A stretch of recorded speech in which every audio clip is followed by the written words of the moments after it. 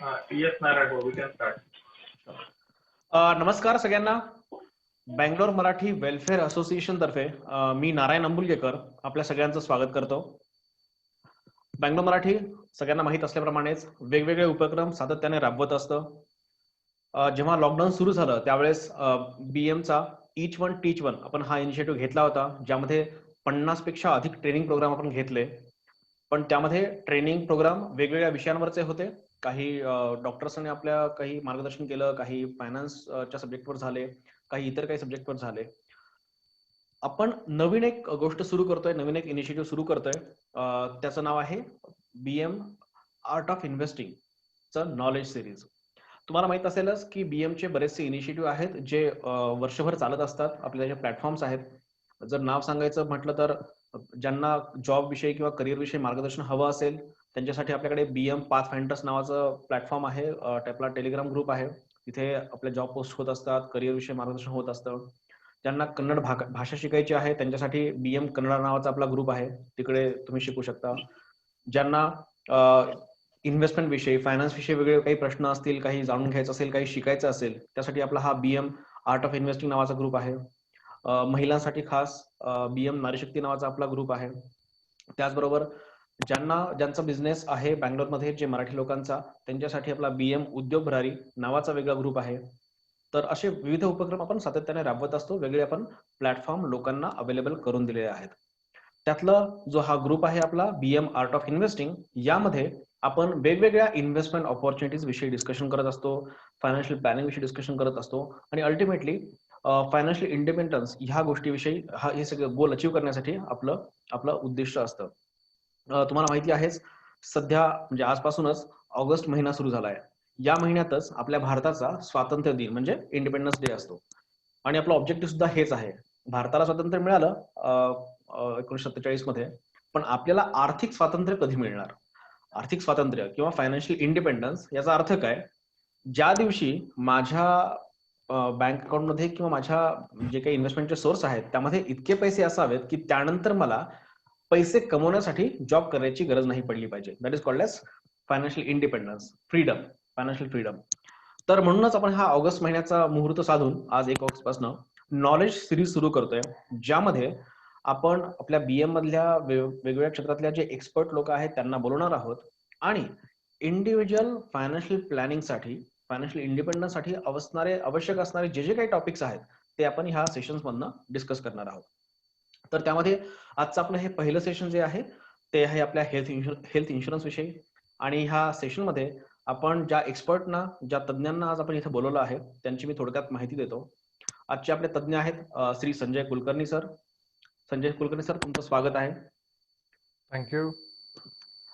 Shri Sanjay Kulkarni sir आपल्या बँगलोर मराठी उद्योग भरारीचे सुद्धा पायोनियर मेंबर आहेत आणि ते गेल्या जवळपास 18 वर्ष झाले हेल्थ इन्शुरन्स सेक्टरमध्ये काम करतायत. खूप मोठा अनुभव आहे त्यांच्या गाठीशी.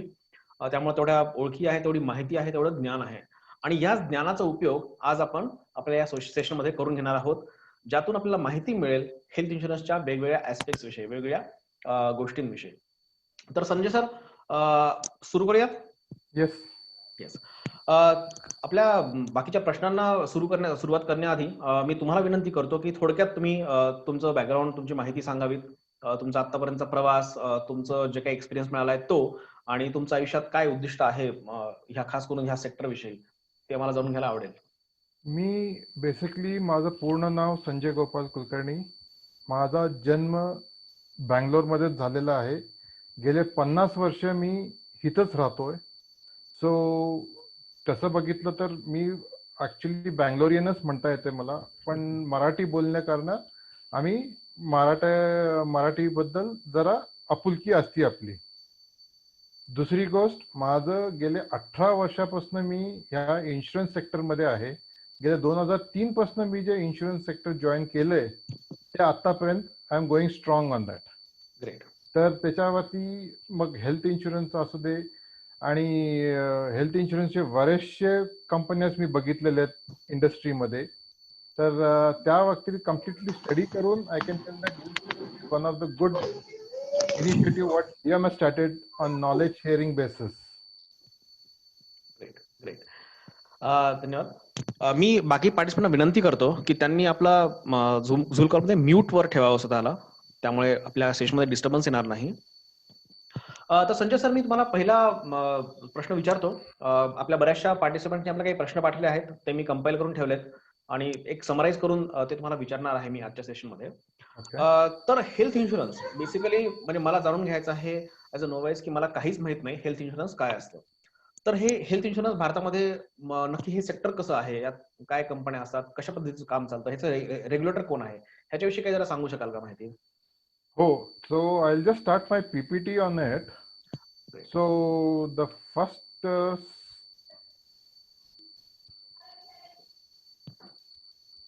हे बघा, ओरिजिन ऑफ हेल्थ इन्शुरन्स कसं झालेलं आहे. 1923 मध्ये वर्कमॅन कॉम्पन्सेशन ऍक्ट आलं होतं. आपल्याला स्वातंत्र्य मिळायच्या अगोदरपासून हे वर्कमॅन कॉम्पन्सेशन ऍक्ट आलेलं आहे. So that was not presiding for the health insurance as such. त्याच्यानंतर 1948 मध्ये ESI ऍक्ट पास झालाय आणि 1952 मध्ये फर्स्ट ESI हॉस्पिटल एस्टॅब्लिश झालं भारतामध्ये. पण त्याच्यानंतर सुद्धा there was lot of problems coming into health insurance sector. त्याच्यामुळे एक मोदलियार कमिटी फॉर्म झाली ती 1959 to 1961 पर्यंत. तर त्यांच्या रेकमेंडेशन प्रमाणे 2 प्रोडक्ट्स ते सांगितलेले होते, which is a long range health insurance policy for all आणि a small fee for availing health services. म्हणजे तुम्ही छोटं प्रीमियम घ्या त्यांच्याकडनं आणि पुष्कळ कव्हरेज द्या, हे त्याचं होतं. पण त्याच्यानंतर आपल्या भारतामध्ये काय झालं, 1999 मध्ये IRDA हे फॉर्म झालं आणि त्याचा ऍक्ट फॉर्मेशन झाला 1999 मध्ये. Okay. So IRDA is nothing but it is a insurance regulator development authority. जसं RBI governs all the banks, तसं IRDA governs all the insurance companies in India. तर तुम्हाला कुणालाही जर काय इन्शुरन्स कंपनी स्टार्ट करायची असेल तर तुम्हाला IRDA कडनं परमिशन घेऊन, IRDA कडे सिक्युरिटी डिपॉझिट ठेवून then you have to start your insurance company. Okay. तसं आहे ते. परफेक्ट. ह्याच्याविषयी म्हणजे आता जर तुम्ही सांगताय. हा, आता त्याच्यामध्ये मग स्टार्टिंगला जेव्हा प्रायव्हेटायझेशन व्हायच्या अगोदर there were only 4 public sector companies in India which were running in health and general insurance. Okay. They were into health and general insurance, which was New India Assurance, Oriental, United and National Insurance. These are the 4 major companies which were playing all over India. तसं बघितलं तर all these 4 companies are from north, south, east, west. Okay. अच्छा. So many of them were handling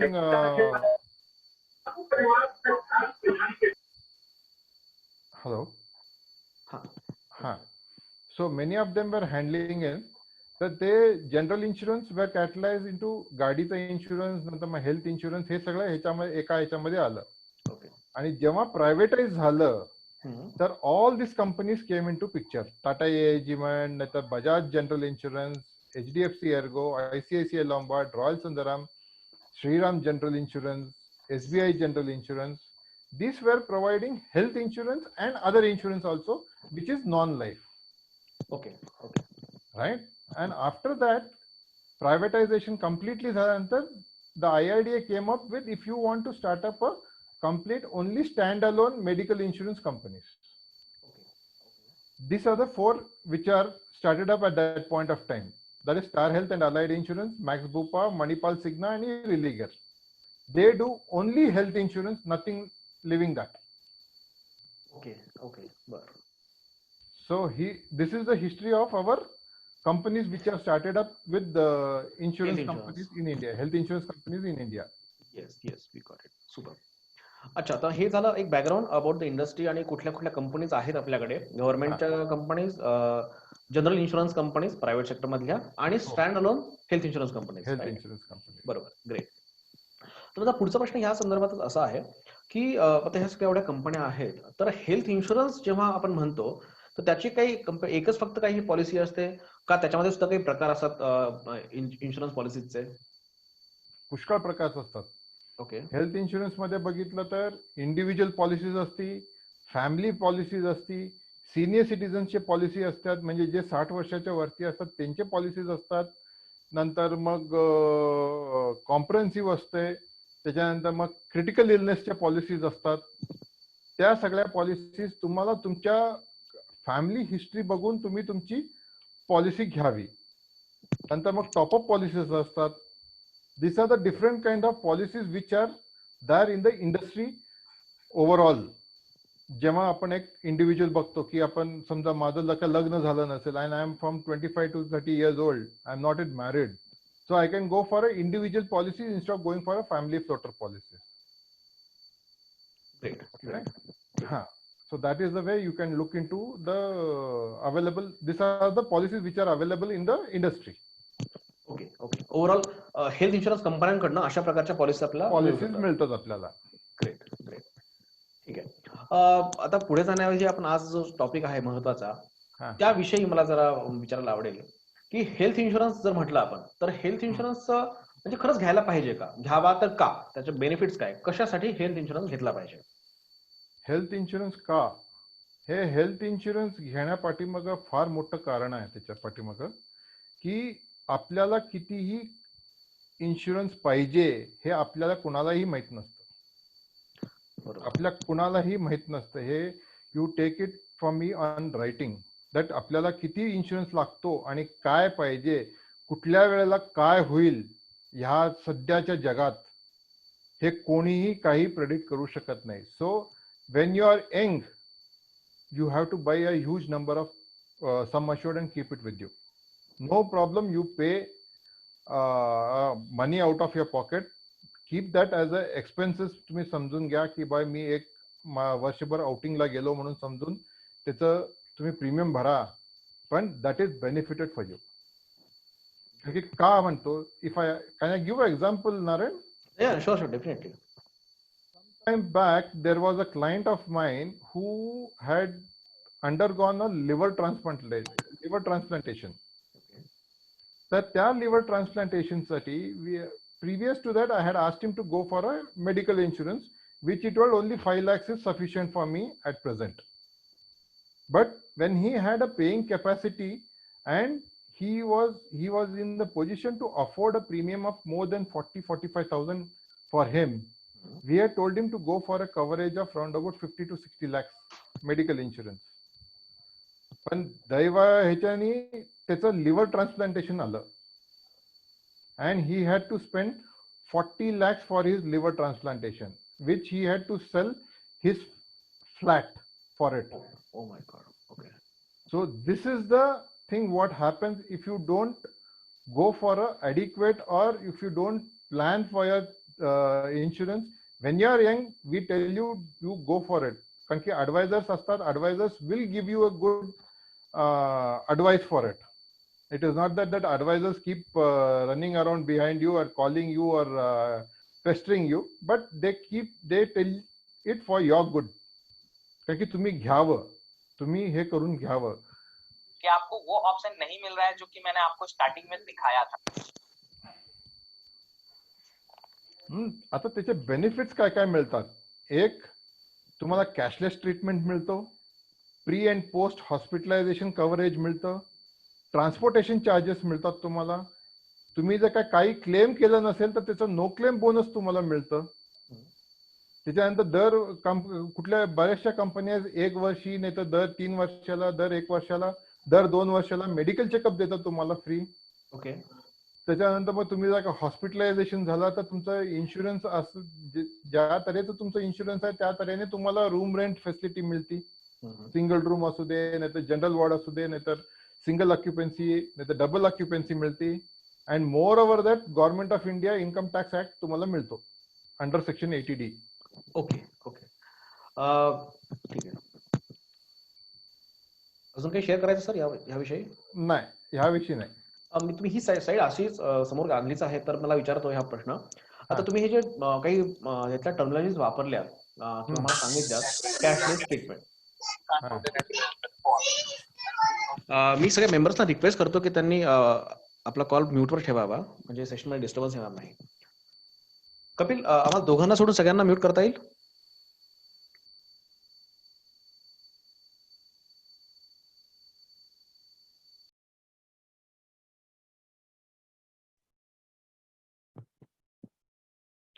Sanjay sir, तुम्ही स्वतःला unmute करू शकता. Great. हा, तर माझा पुढचा प्रश्न असा होता की हे तुम्ही ज्या टर्म्स वापरल्या की ज्या हेल्थ इन्शुरन्सची रिलेटेड अशा आहेत त्या, what is cashless treatment, pre आणि पोस्ट हॉस्पिटलेशन काय असतं, ट्रान्सपोर्टेशन चार्जेस काय आहेत, नो क्लेम बोनस काय आहेत, अशा ह्या ज्या काही टर्म्स आहेत, तर ह्या तुम्ही सांगू शकाल का थोड्याशा ब्रीफ मध्ये? कारण काय, जेव्हा मला हे इन्शुरन्स घ्यायचं आहे तर ह्या टर्म्स मला कळाल्याच नाही तर ते घेऊन सुद्धा मला त्याचा जो बेनिफिट व्हायचा असेल किंवा घ्यायचा असेल तो घेता येणार नाही. जरा सांगू शकाल का हे काय असतं? नाउ द कॅशलेस ट्रीटमेंट म्हणजे काय, तुम्ही आपल्याकडं आता तुम्ही सगळे IT सेक्टर मध्ये आहात, तर तुमच्याकडं तुम्ही जॉईन झाल्यानंतर 2 महिन्यामध्ये तुम्हाला क्रेडिट कार्ड येतं, right? So each of you have a credit card within your valet.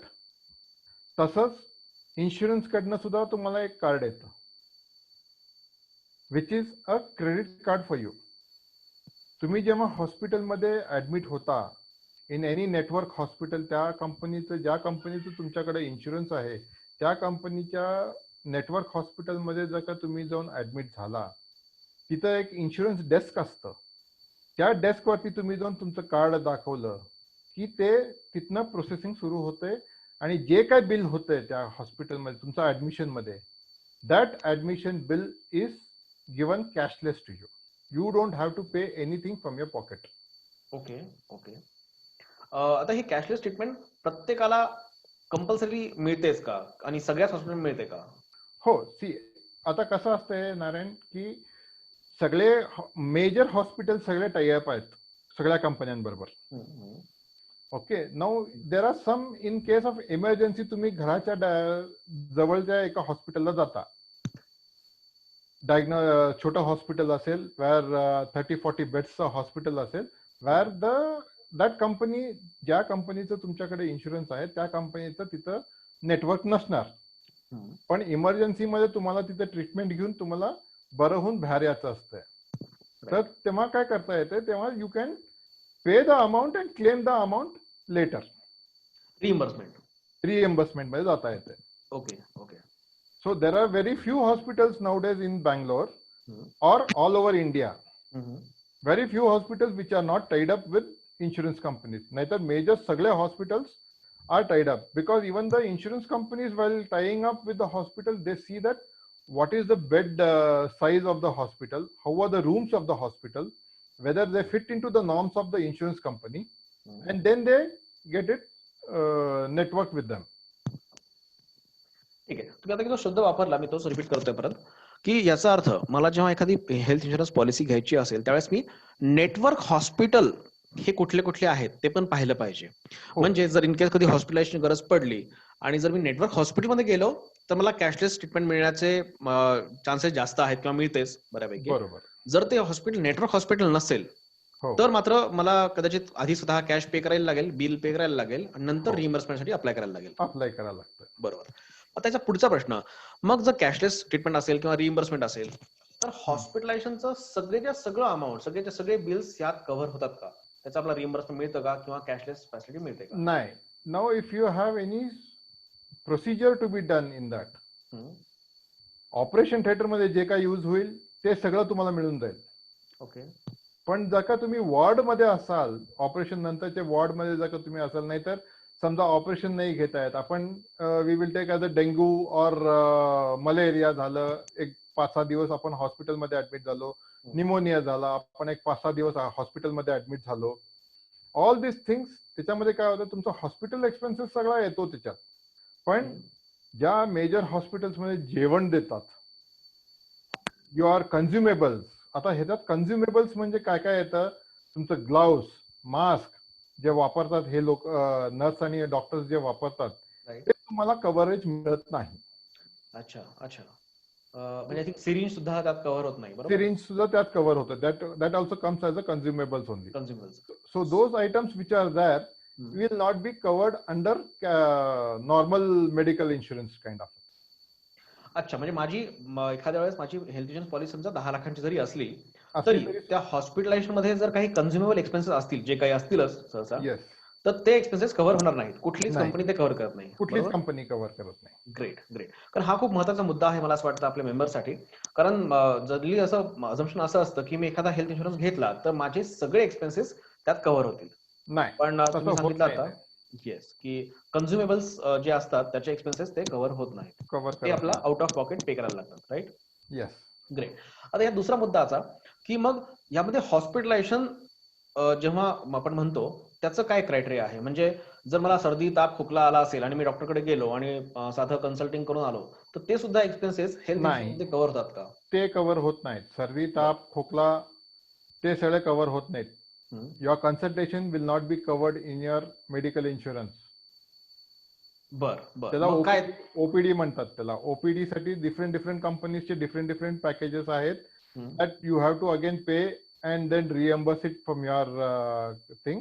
But overall इंडस्ट्रीमध्ये हे ओपीडी बेनिफिट कुठेही मिळत नाही. बर. नक्की काय मिळतं? कुठलं प्रकारचं असेल तरच बेनिफिट मिळतं? इन्शुरन्स मिळायचं असेल तर you have to get admitted for minimum 24 hours. अच्छा. 24 आवर्सचं हॉस्पिटलायझेशन मॅन्डेटरी आहे. Mandatory. That is the first bottom line what you have to see. Okay. आता तसं म्हटलं तर समजा ऍक्सिडेंट झाला, थोडंफार लागलंय आपल्याला, फ्रॅक्चर झालंय, दोज थिंग्स ऍडमिशन मध्ये होत नाही. That comes under day care treatment. Okay. So there are round about, each company has round about 500 plus daycare treatments which they give it. Okay. Okay.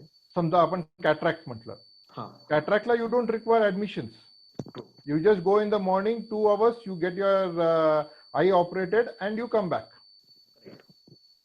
So for that you don't require any admissions. So those are all the daycare treatments च्या procedure मध्ये ते येतं.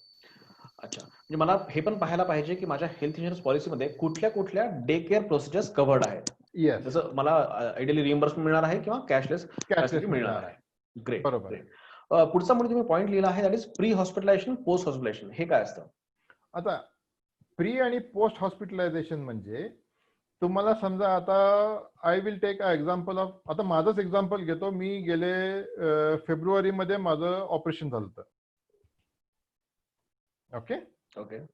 तर त्याच्यामध्ये काय होतं की गेले 30 दिवसापूर्वीचं मी ज्या डॉक्टरला व्हिजिट करून आलो होतो हॉस्पिटलमध्ये, त्याचं जे माझं इनिशियल टेस्टिंग झालं, स्कॅनिंग झालं, एक्सरे झाला, राईट.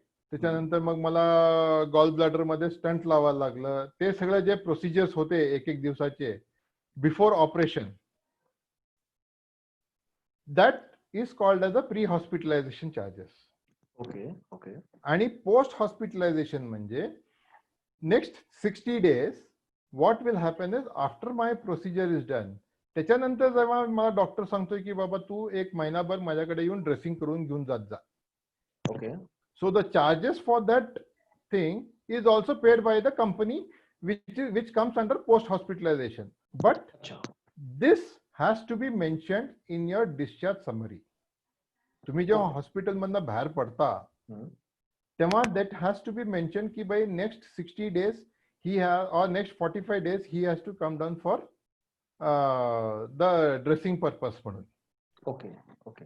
तेव्हा मग ते पोस्ट हॉस्पिटलायझेशन दिलं जातं. ओके. ओके. नाहीतर दिलं जात नाही ते. ठीक आहे. तर म्हणजे मला हे लक्षात घ्यायला पाहिजे की माझा पॉलिसीमध्ये प्री हॉस्पिटलायझेशन पिरियड किती आहे आणि पोस्ट हॉस्पिटलायझेशन पिरियड किती आहे. हॉस्पिटलायझेशन किती आहे हा, म्हणजे तेवढ्या दिवसात झालेले हे ऍडिशनल जे एक्सपेन्सेस आहेत ते की सगळं कव्हर होतंय. हा, तर ते सुद्धा कव्हर होतील. करेक्ट. करेक्ट. Yes. ठीक आहे. नेक्स्ट पॉईंट आहे तुमचा ट्रान्सपोर्टेशन चार्जेस. ट्रान्सपोर्टेशन म्हणा किंवा अँब्युलन्स चार्जेस वगैरे म्हणा, येस, किंवा एअर अँब्युलन्स पण आजकाल आपण ऐकतो, आजकाल तर पण आहे. ते सुद्धा कव्हर होतं का? हो हो, होतं. Now suppose if I have to go from one hospital to other hospital, right, or from my house to the hospital, I pay a insurance, I call up the ambulance, or that ambulance comes, he charges me 1,000 rupees or 2,000 rupees. Okay. So up to the sum, तुमचं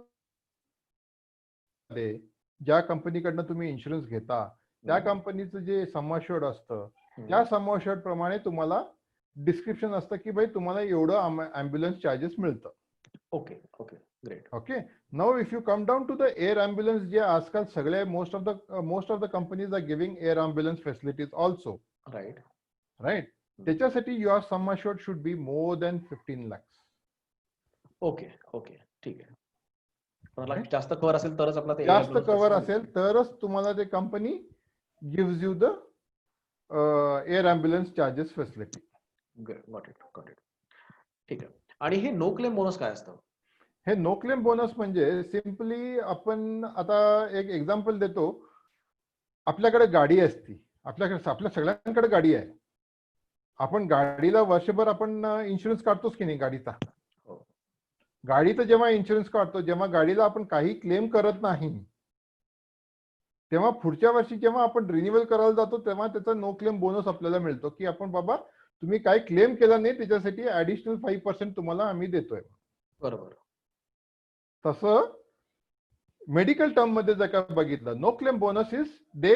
आता अगोदर कसं होत होतं, अगोदर ते Wien privatise व्हायच्या अगोदरची गोष्ट मी बोलतोय. हे दिस इज बिकॉज बिफोर 2003 2000 मधली गोष्ट बोलतोय मी, जेव्हा were only 4 public sector were running the show in India. Right. तेव्हा नो क्लेम बोनस कसा होता, तेव्हा तुम्ही जर का सपोज 10,000 जर का तुम्ही प्रीमियम भरत असाल तर त्याच्या पुढच्या वर्षी जेव्हा तुम्ही क्लेम केला नसाल त्या वर्षी तर त्या 10,000 मधनं 5% कमी होतात. अच्छा अच्छा. Okay okay. This was the scenario till the privatisation came in to picture. Okay. तर त्याच्यानंतर काय झालं की प्रायव्हेटाईज झाल्यानंतर सगळेजण नो क्लेम बोनस वरती डिसाईड करायला लागले की भाई काय करायचं म्हणून. Private fellows they initiated very strongly saying that we will increase the sum assured. Right. आता समजा जर का तुमचं सम अश्योर्ड 3 लाख असेल, 3 लाखाचं तुम्हाला 5% प्रमाणे तेवढं वाढतंय इन्शुरन्स तुमचं. बरोबर. Okay. So that goes on increasing. अच्छा instead of your premium coming down they are increasing the sum assured. अच्छा. म्हणजे एक्झाम्पल घ्यायचं म्हटलं तर माझी करंट पॉलिसीचं कव्हर आहे 10 लाख हो. आणि त्या पर्टिक्युलर पॉलिसीमध्ये सुरुवातीचे 2 वर्ष मी काहीही क्लेम केलं नाही, येस. तर दरवर्षी मला काही ना काही नो क्लेम बोनस मिळेल. 10% सध्या मार्केटमध्ये 10% सगळेजण इन्क्रीज करतात दरवर्षी. अच्छा अच्छा. आणि आय थिंक काही प्रीमियम पॉलिसीज असतात, म्हणजे प्रीमियम म्हणजे मी हायर एंडच्या पॉलिसी म्हणेन, त्यामध्ये आय थिंक ते मे बी एकाच वर्षात तुमचं कव्हर जास्त असेल तर एका वर्षातच ते दुप्पट होऊ शकतं किंवा दुप्पट होतं ते. 50% वाढू शकतं. बरोबर आहे. तर हे बरोबर. मॅक्सिमम नो क्लेम बोनस आपला किती मिळू शकतो? 100%. 100%. म्हणजे 10 लाख माझं कव्हर असेल तर माझा मॅक्सिमम 20 लाखापर्यंत मिळू 20 शकतो. लाखापर्यंत होतो. समजा मी पण जर का तुम्ही कुठल्याही वर्षी जर का क्लेम केलं हा तर ते पहिल्या वर्षीचं जे बोनस असतं ते निघून जातं. अच्छा. म्हणजे समजा पहिले 4 वर्ष मी काहीही क्लेम केलं नाही, 5व्या वर्षी मी क्लेम केलं तर तर 6व्या 5व्या वर्षी वर्षासाठी तुम्हाला मिळणार नाही. It goes back to the normal 10 lakhs. Okay okay 6व्या वर्षामध्ये 10 लाखावर 10 लाख होते, तिथनं परत सुरू होते. परफेक्ट हरकत नाही. आता नो क्लेम बोनसलाच हे करून अजून एक ऑटो रिस्टोरेशन असा एक आपण टर्म नेहमी ऐकतो, हो. ते काय असतं? ऑटो रिस्टोरेशन म्हणजे there are some policies in the market which are been given by the companies. समजा जर का माझ्याकडे 5 लाखाची पॉलिसी असली, ठीक आहे, आणि ह्या वर्षामध्ये जर का मी 1 लाख रुपये वापरले त्यातले, ओके तर it is automatically restored at 5 lakhs again. Okay okay okay. हा. तर मग ह्या केसमध्ये समजा मी पूर्ण 5 लाख वापरले आणि माझं ही जी पॉलिसी होती ती माझ्या फॅमिलीसाठी होती, म्हणजे मी, वाईफ आणि चाइल्ड. तर जर समजा मी काहीतरी झालं आणि मला पूर्ण 5 लाख त्या वर्षी सुरुवातीलाच वापरावे लागले हो. आणि नंतर त्याच वर्षी वाईफला काहीतरी झालं हो. तर that is called as a restoration. Okay that is called as a restoration. Okay. कारण की काय होतं, हे बघ, आता मी जे म्हटलं ते जे 5 लाख तू वापरलास आणि समजा त्यातले 5 लाखांमधले परत 5 लाख तुला मिळून जातात. So that is called as a restoration or auto restoration. म्हणजे तुझं मिनिमम अमाऊंट जरी वापरलास, तू समजा 1 लाख वापरलास या 50,000 वापरलास, तर immediately it shifts to 5 lakhs. Okay. So your next person is always having 5 lakhs in their hand. Perfect. तर म्हणजे याचा अर्थ जर मी माझी पॉलिसी आता परत एक्झाम्पल 5 लाखांचा घेतो, मी 5 लाखांचा कव्हर असेल माझ्या फॅमिलीसाठी मिळून, ज्यामध्ये 3 व्यक्ती आहेत, हसबंड, वाईफ आणि चाइल्ड. child. तर जर हस्बंडला काहीतरी झालं, हस्बंडने पूर्ण 5 वापरले 5 लाख हो. म्हणजे वापरले गेले, तर वाईफला सुद्धा ते 5 लाख अवेलेबल असतील. सिमिलरली चाइल्डला सुद्धा अवेलेबल असतील. असतील. म्हणजे कारण ही फॅमिलीसाठी असलेली पॉलिसी असल्यामुळे तिघांनाही 5-5 लाख असं एका वर्षात कव्हर मिळू शकतं. मिळू शकतं. Great, great. हरकत नाही. कारण आणि की पुढची कंपनी आता रिस्टोरेशन म्हणून, बट त्याच्यामध्ये एक क्लॉज आहे नारायण. ओके, समजा जर काय पहिले तू 2-3 वर्ष तू काय वापरला नाहीस ठीक आहे. आणि 4थ्या वर्षी जर का तू वापरला असते, हम्म. तर you have to completely exhaust your 5 lakhs plus your bonus, जे तुला नो क्लेम बोनस मिळालेलं असतंय. Right. You have to completely exhaust that amount. Okay, समजा 1.5 लाख रुपये तुला बोनस मिळालेला आहे त्याच्यात, ठीक तर आहे. 6.5 लाख रुपये तुला संपल्याशिवाय तुला ते 5 लाख ऍडिशनल मिळत नाहीत. अच्छा, अच्छा. ठीक आहे. पण मग त्या केसमध्ये जर विचार केला मी, तर माझा इनिशियली कव्हर 6.5 लाख अवेलेबल होता. ते 6.5 लाख जर पूर्ण युटिलाइज झाले तर वाईफला 5 लाख अवेलेबल आहेत. 5 लाख अवेलेबल होतात. Got it. ठीक आहे. पुढचा आपला एक टर्म आहे मेडिकल चेकअप. ह्यामध्ये आपण हेल्थ चेकअप आपण जे म्हणतो दरवेळेस ते आहे का? हो, this is a benefit which is given by all the medical insurance companies, right. saying that okay, you are a esteemed customer to us. तर दर 2 वर्षाला तुम्ही आता आमच्याकडे 20-20 हजार रुपये नाही तर 25 हजार रुपये कितीही तुम्ही प्रीमियम भरता आहे, तर 2 वर्षानंतर आम्ही तुमच्या सम अश्युर्डची एक 1% of your sum assured we give you for your medical checkup for your family. Right, right. So you alone go and check it up, or you take your family and go and check it up. अच्छा, अच्छा.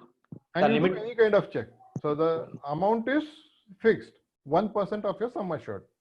Okay, okay. ठीक आहे. आणि हे policy to policy very करू शकतं का? वेगवेगळं असू शकतं का It is policy? maximum a limit of up to 5,000 rupees. अच्छा, अच्छा. ठीक असं आहे. नाही की बा माझ्याकडे 10 लाख 15 लाखाची पॉलिसी आहे आणि त्याचं 1% म्हणजे मला 15-20 हजार रुपये मिळतील, नाही. Maximum is 5,000 rupees. Okay, okay. So that is only the limit what the companies have given you that. Okay, okay. ठीक आहे. पुढचा पॉइंट आहे रूम रेंट. ह्याच्यावर पण कॅप असते हे नेहमी ऐकतो.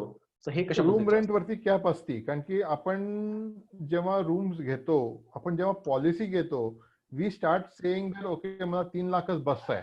हा, ही जनरल टेंडन्सी आहे जे मी गेल्या 18 वर्षापासून बघायला लागलोय. राईट. त्यांना कितीही सांगितलं की नाही बाबा तुम्ही 10 लाख रुपये घ्या, तुम्हाला रूम रेंट सिंगल ऑक्युपन्सी मिळती, सिंगल एसी ऑक्युपन्सी मिळती. नाही, आम्हाला 3 लाखच बस आहे सध्या म्हणून.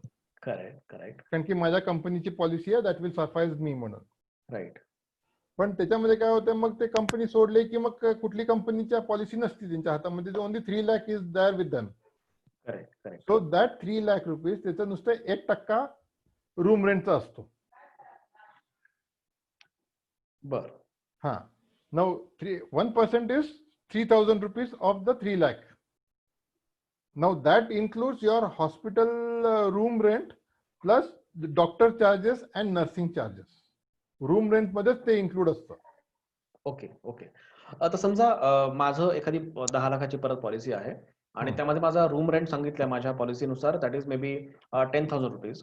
येस. तर नेमकं मी अशा हॉस्पिटलमध्ये ऍडमिट झालो की जिथे 10,000ची रूम अवेलेबलच नाहीये.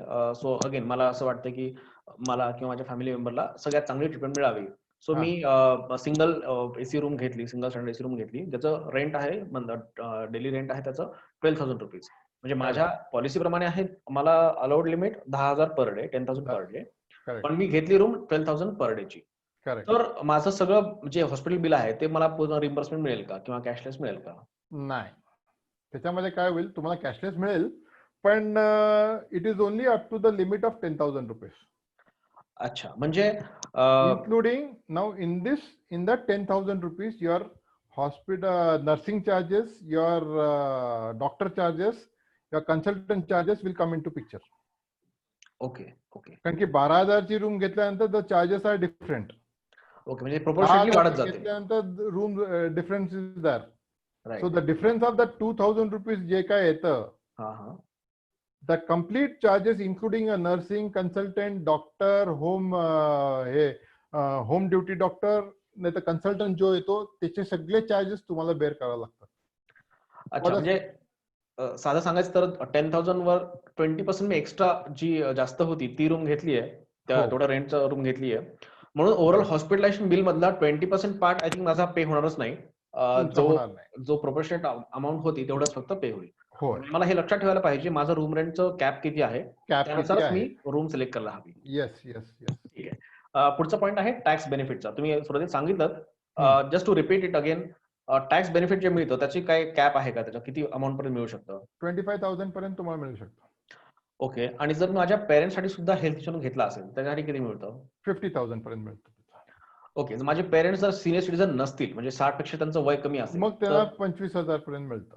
अच्छा. म्हणजे section family includes in that. Okay. म्हणजे सेक्शन 80D मध्ये जर मी स्वतःसाठी म्हणजे सेल्फ, स्पाऊस आणि चाइल्ड साठी जर हेल्थ इन्शुरन्स पॉलिसी घेतली, तर त्याचं प्रीमियम, ऍक्च्युअल प्रीमियम जेवढं आहे तेवढं मला बेनिफिट मिळतं. Maximum limit is 25,000. 25,000 if your parents are not senior citizen.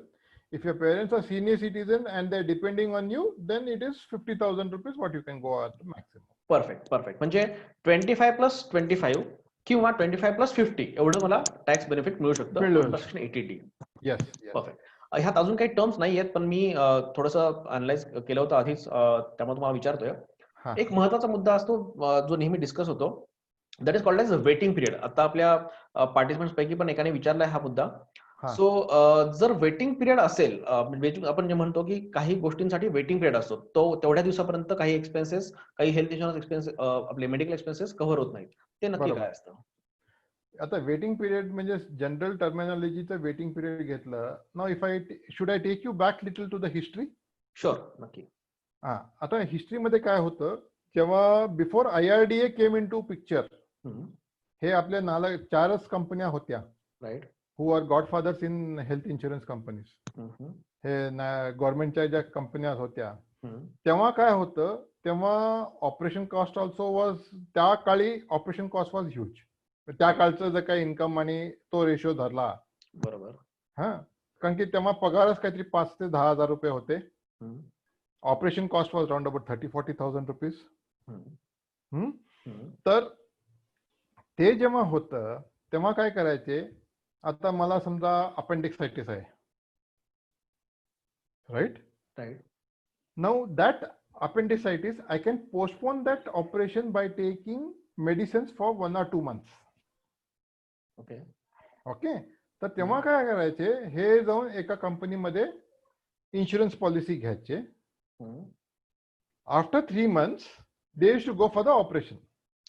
अच्छा. ओके. अपेंडिसायटिस म्हण, नाही तर हार्निया म्हण, किडनी स्टोन म्हण, पाइल्स म्हण, फिस्टुला म्हणा, हे सगळ्या ज्या डिझिजेस आहेत जे आपण मेडिसिन घेऊन पोस्टपोन करू शकतो, ओके, ते सगळे तेव्हा पोस्टपोन करून ते ऑपरेशन करून घेत होते इन्शुरन्स कंपनीच्या नावाखाली. अच्छा. So overall the industry was under loss. Overall health insurance industry was under loss. तर त्या लॉस मध्ये IRDA came into picture and they formed a rule saying that we will have a waiting period for henceforth म्हणून. Okay.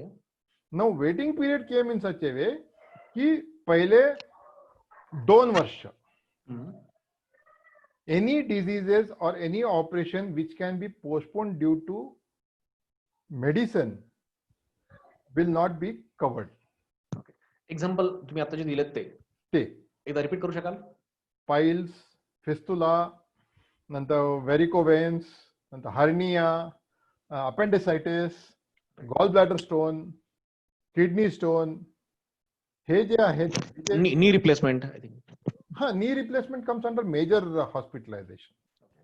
So there you have to wait for 2 years. There you have to wait for 2-3 years. हे knee replacement लगेच होत नाही, हे ह्याला पाठीमागचं stage लागतच लागतं. Right, म्हणजे त्या सुद्धा वेटिंग पिरियड आहेच. हाय. Okay. Only one thing is that which goes on case to case basis वरती जे काम करतात, that is your bypass surgery. अच्छा. Heart related issues. ओके. घेऊन 6 महिन्यामध्येच नुसता बायपास करायला लागलं. At the time of signing the policy you are fit and fine, but after 6 months due to the stress or something you undergo a bypass. Correct. At that point of time, yes, then the company, the manager or the advisor who is servicing you, his role comes into the picture saying that yes boss, he is a genuine customer and the company has to settle the claim. Okay okay. आणि ह्याच्या व्यतिरिक्त जे आपण त्याला lifestyle disorder म्हणू आजकाल, हा. लोकांना व्हायला लागले, प्रत्येकाला डायबिटीज असेल, बीपीचं असेल, कार्डियाक काही इश्यूज असतील, हो. तर ह्या गोष्टीसाठी पण काही वेटिंग पिरियड असतो का? हो. आता समजा डायबिटिक आणि बीपी हे दोघं भाऊ भाऊ आहेत, एक लहान भाऊ आहे, एक मोठा भाऊ आहे. तुम्ही ओके. कुठलाही कुठे कसंही म्हणा, करेक्ट. हा, एकटा आला की दुसरा येणारच, राईट. एकमेकाशी ते सोडून राहू शकत नाहीत. खरंय. हा, तर Right. एकदा जर का तुम्हाला ते दोन्ही आले हम्म. आणि जर का तुम्ही नंतर पॉलिसी घेतला, आणि हा. तेव्हा मेडिकल इन्शुरन्स मध्ये मी सगळ्या क्लायंट्सना हे सांगतो की तुम्ही डिक्लेअर करा, अच्छा अच्छा. की ऍप्लिकेशन मध्ये लिहिताना तुम्ही डिक्लेअर करा की हो बाबा मला डायबिटिक झालेलं आहे, हे वेळेपासून डायबिटिक आहे. तर तेव्हा कंपनी नुसतं विचारते तुमचं पहिलं प्रिस्क्रिप्शन जे आहे डॉक्टरकडे तुम्ही जेव्हा जाऊन चेकअप करता हम्म. ते तुम्ही नुसतं ठेवा तुमच्याजवळ. Right right. So that shows that की यू आर डायग्नोस्ड बिफोर. आता ऑगस्ट मध्ये मी पॉलिसी, आज मी पॉलिसी घेतली आहे, पण मला जून मध्ये I was been diagnosed with diabetic. So June मध्ये जे माझं डायग्नोज झालेलं आहे, that prescription if I have or that slip if I have report, that is sufficient for me to give for the company to settle my claim. Okay okay. पण त्यात काय होतं की company will say okay boss, I will give you the insurance, but there are some clauses in it. Clauses आता काय, हे diabetic जे आहे it is not a harmful disease. Right. So they will say that okay I will keep you waiting for 48 months. 4 वर्ष म्हणजे. 4 वर्ष. Okay. या 4 वर्षामध्ये diabetes and diabetic related diseases जे काय होईल, that I will not cover you. Okay. म्हणजे basically ह्याला आपण म्हणूयात की प्री एक्झिस्टिंग डिसीजेस हा, जर असतील तुम्हाला ऑलरेडी, तर ते 4 वर्षापर्यंत 48 months पर्यंत कव्हर होणार 48 नाही. months पर्यंत तुम्हाला कव्हर होत नाही. ओके. त्यानंतर होऊ शकतात. त्यानंतर होऊ शकतं. ओके. त्याच्यामध्ये अजून साधी गोष्ट, जर एखाद्याचा ऍक्सिडेंट झाला, हो, तर त्याला काही वेटिंग पिरियड असतो का? नाही. Accident will be covered from day 1 itself. Day 1 accident is covered, ठीक आहे. and in this cosmetic surgery is not there. अच्छा अच्छा. मेडिकल इन्शुरन्स मध्ये, कुठल्याही मेडिकल इन्शुरन्स मध्ये कॉस्मेटिक सर्जरी हा प्रकार नाही आहे. डेंटल नाही आहे. There is only 1 or 2 companies which R giving dental, but overall dental operation म्हणा, रूट कॅनल, हे तुम्हाला मिळत नाही. Okay okay. कारण बेसिकली हे ब्युटिफिकेशनचे एक्सपेन्सेस आहेत. या, that will come only Wien suppose आता ऍक्सिडेंट झालेला आहे, चेहरा बिघडलेला आहे, राईट.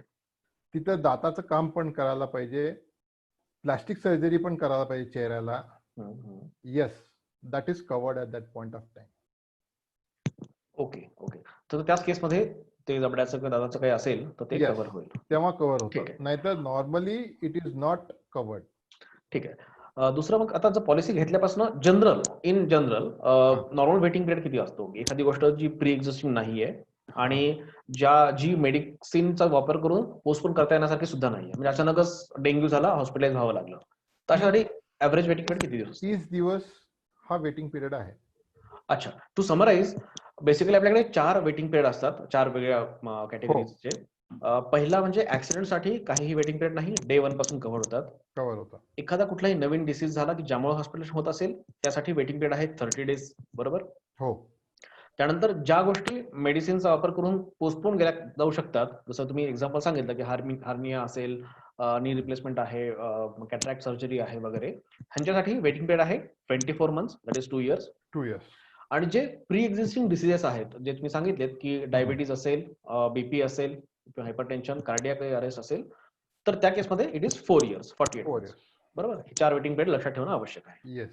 म्हणजे ह्याचा अर्थ, जर मला काही प्री एक्झिस्टिंग डिसीज असतील तरी सुद्धा हो. मला पॉलिसी इश्यू होऊ शकेल, मात्र त्याला वेटिंग वेटिंग पिरियड पिरियड आहे. बट सी, आता पॉलिसी इश्यू होऊ शकते म्हणजे जे कोणाला कार्डियक प्रॉब्लेम्स आहेत, कॅन्सर आहे, ह्या सगळ्यांना पॉलिसी इश्यू होत नाही. अच्छा अच्छा. It will not happen. But there are some companies which are issuing cardiac care म्हणतात, आणि हे पण त्याच्यामध्ये पण बरेचसे क्लॉजेस असतात, इफ्स अँड बट्स आहेत. So you have to read the fine prints and then go for it. Okay okay.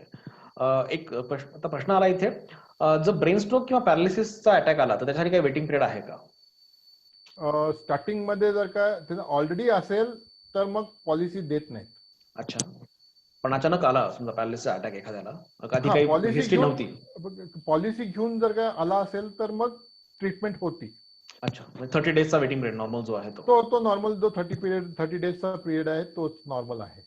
ठीक आहे. म्हणजे एखाद्या वेळेस तुम्ही जी आता जी हिस्ट्री सांगितली आधी काय व्हायचं त्यानुसार, हो, जर मला काहीतरी जाणवलं की आता काहीतरी माझ्या बॉडीमध्ये असेल किंवा माझ्या पेरेंट्ससाठी असेल, जर काहीतरी ऑलरेडी डिसीज आला आहे, डायबिटीज डिटेक्ट झाला आहे, त्यानंतर मी पॉलिसी घेत असेल तर त्याचा उपयोग नाही. I have to wait for whatever the 48 period is, right? Yes, so म्हणजे ते आपण जे म्हणतो तहान लागल्यावर विहीर खणण्यात काही अर्थ नाहीये. आणण्यात नाहीये. आधीच फक्त आपण वीज हेल्थ करून इन्शुरन्स, ठेवा, हा, जेव्हा ताण लागेल तेव्हा मग त्यावेळेस ते वापरता येईल. नाहीतर पण ते वेटिंग पिरियडच्या मध्ये 4 वर्ष एक्सपेन्सेस होऊन सुद्धा आपल्याला ते रिइंबर्समेंट मिळणार नाही आपल्याला. मिळणार नाही. परफेक्ट परफेक्ट, हरकत नाही. दुसरा पुढचा 2-3 आता मी फक्त टर्म्स घेतो कारण ह्या महत्वाच्या आहेत. आपला वेळ आपल्याकडे कमी आहे आता. थोडंसं आपण लवकर कव्हर करूयात. ओके, एक महत्वाची गोष्ट असते ते म्हणजे कोपे. काही ठिकाणी को पेमेंट असा हा शब्द वापरला जातो. ते काय बरोबर. असतं? आता कोपे म्हणजे काय असतं की समजा या पब्लिक सेक्टर्स कंपनीमध्ये जेव्हा मी जे काम करत होतो ते काम करतोय आता सुद्धा, तर त्याच्यामध्ये कसं गव्हर्नमेंट कंपनीज कसं असते की 60 वर्षाच्या वरती जे काय येतात हम्म. त्यांना ते ऍक्च्युली इन्शुरन्स देतच नाहीत, मेडिकल इन्शुरन्स. अच्छा अच्छा. आणि समजा जर काय दिले हम्म. तर it comes into the copay with 80-20 म्हणा, नाही तर 70-30 म्हणा, नाही तर 50-50 म्हणा, हम्म. ह्या तऱ्हेचे को पेमेंट येतात. ओके. तर ह्याचा अर्थ म्हणजे टोटल हॉस्पिटलायझेशनच्या बिल मधली एक्स हा. अमाऊंट 10%, 20% जे काय असेल ती नाही. मला स्वतःला पे करायला लागेल. हो, कंपनी ती विल तुला pay for only the remaining 80%. That includes even your hospital bed charges आणि nursing charges, your doctor charges, everything will come in that co payment. अच्छा, म्हणजे बेसिकली सगळंच हॉस्पिटल बिल, टोटल हो हॉस्पिटल हो, bill total hospital bill मध्ये जे काय येतं त्याच्यामध्ये त्यातले 20% तुम्ही भरायला लागतं, करायचं. 80% कंपनी भरते. ओके. आणि आय थिंक त्याच्यामध्ये कन्झ्युमेबल सुद्धा माझ्याकडेच आहे. तुम्ही लास्ट टाइम सांगितलं येस थोड्या येस वेळापूर्वी. Yes yes, so I have to pay 20% co pay plus consumables yes, and only the remaining amount will be paid by the paid by the insurance company. Company. So त्यामुळं मला माझ्या आई वडिलांचा असेल किंवा स्वतःचा असेल 60 वर्षाच्या आत मला इन्शुरन्स घेणं कंपल्सरी, आयडियल घ्यायला पाहिजे मी. येस, जनरली कसं असतं की 55 वर्ष 56 वर्षाचे जे आई वडील असतात हा हा, आणि त्यांची मुलं जी आत्ता जॉईन झालेली असतात नोकरीला, राईट.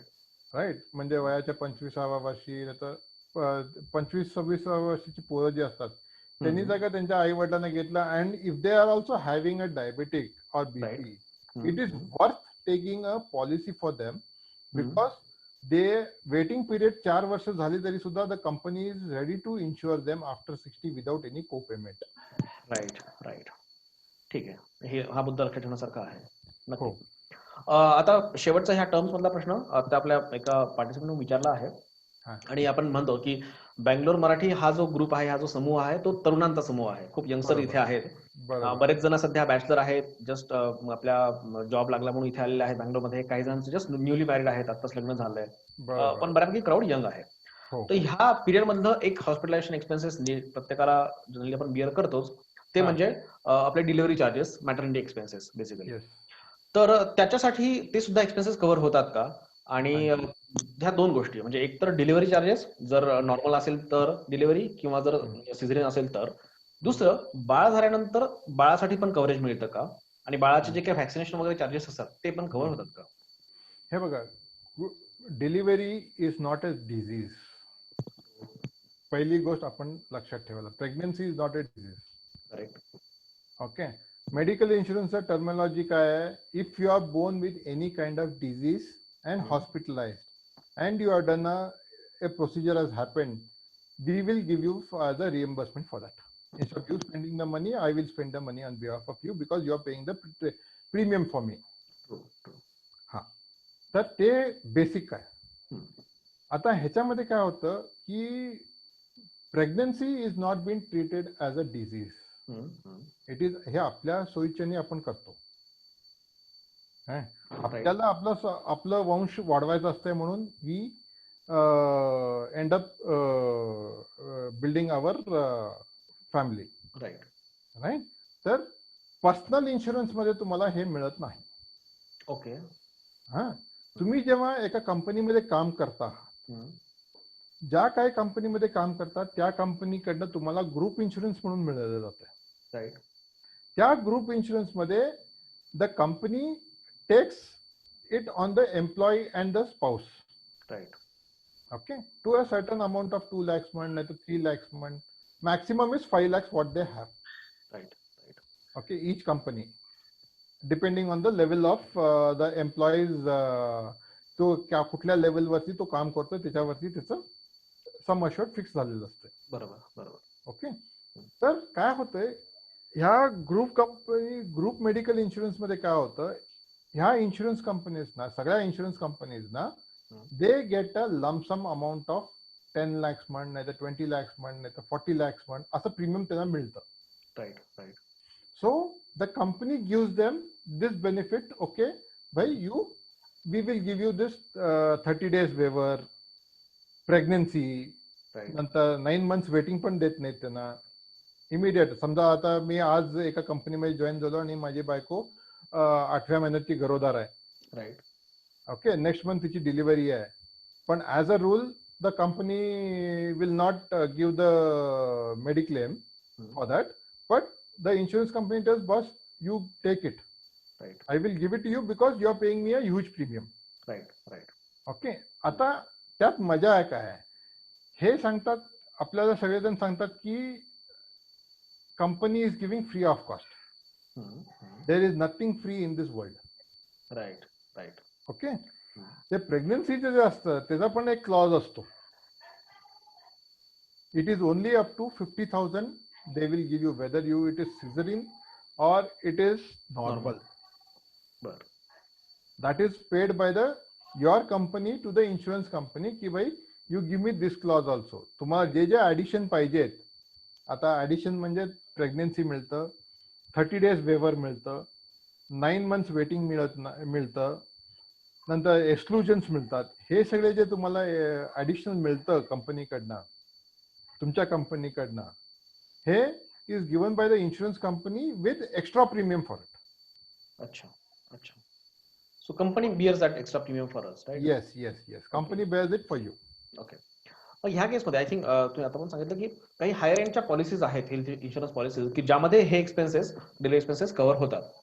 हो. आणि ते व्हॅक्सिनेशन सुद्धा बाळाचं ते कव्हर करतात. डे 1 कव्हरेज पासून सुरू होतं.